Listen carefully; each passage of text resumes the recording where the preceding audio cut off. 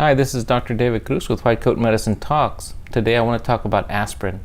I've been having a lot of patients come in lately stating that they have fear of taking aspirin because they heard something negative on the news and that it's causing more problems.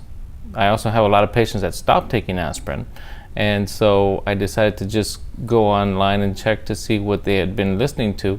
And it appears that they're listening to a study that was done in Australia on 19,000 healthy elderly people, that over 5 years they saw no benefit to decreasing the chance of heart attack or stroke, and that it may have caused about a 1% chance increase of GI bleed compared to placebo. It was 3.8 to 2.8. So let me just mention a few things. First of all, we know that aspirin can cause gastritis and that it can cause ulcers, as can taking naproxen, Aleve, ibuprofen, all the nonsteroidal anti-inflammatory medications. So we know that as a routine, and we tell patients that it can cause gastritis. And if it does bother your stomach, you have to take what we give enteric-coated aspirins. So that was one of the findings in the study, which we kind of already knew about. It's nothing new. So I wouldn't be extra cautious about that. It was just something to know about. Now, the other thing is that this study was done on 19,000 healthy individuals that had no pre-existing conditions. So no diabetes, no hypertension, no heart disease, no high cholesterol, none of those conditions. So if you don't have those conditions, maybe you don't need the aspirin. But when you do have diabetes, and when you do have heart disease, or you do have high cholesterol, it predisposes you to having heart attacks and strokes. And this is where aspirin helps you.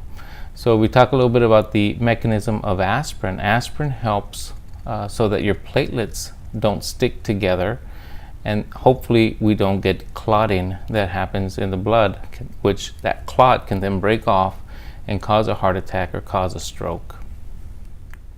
So the many benefits of taking an aspirin do include decreasing the chances of having heart attacks, do decrease the chances of having strokes.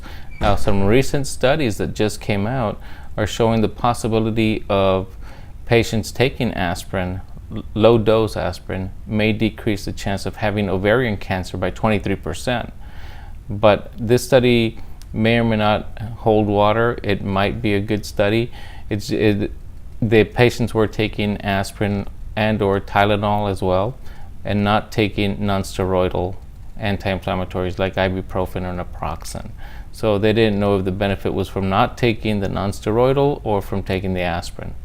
But there are some other studies, one that was done in Massachusetts General Hospital, which also showed that it decreases the chance of having liver cancer if taken as a low dose long-term over 5 years. There was another study that showed that possibly there is a chance of decreasing metastatic cancer, and this was done by Peter Eldwood in Cardiff University. And so there are some other benefits that are arising from taking aspirin daily. Now, we always have to be very careful when you take aspirin.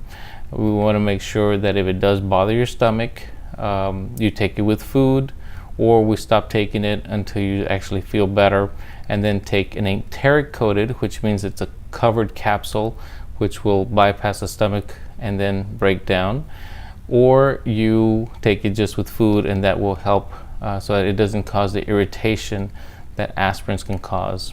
Now, if you do have a bleeding disorder, you don't want to be taking aspirin. If you have liver disease where you do have more chances of bleeding, then you don't want to be taking aspirin. If your platelets are low, then you don't want to be taking aspirin either. Or if you're taking other medications such as Plavix or another anticoagulant, you may not want to be taking aspirin unless your doctor does recommend it for you. So talk to your doctor about these findings, talk to him about these or her about these studies, and decide if aspirin is right for you.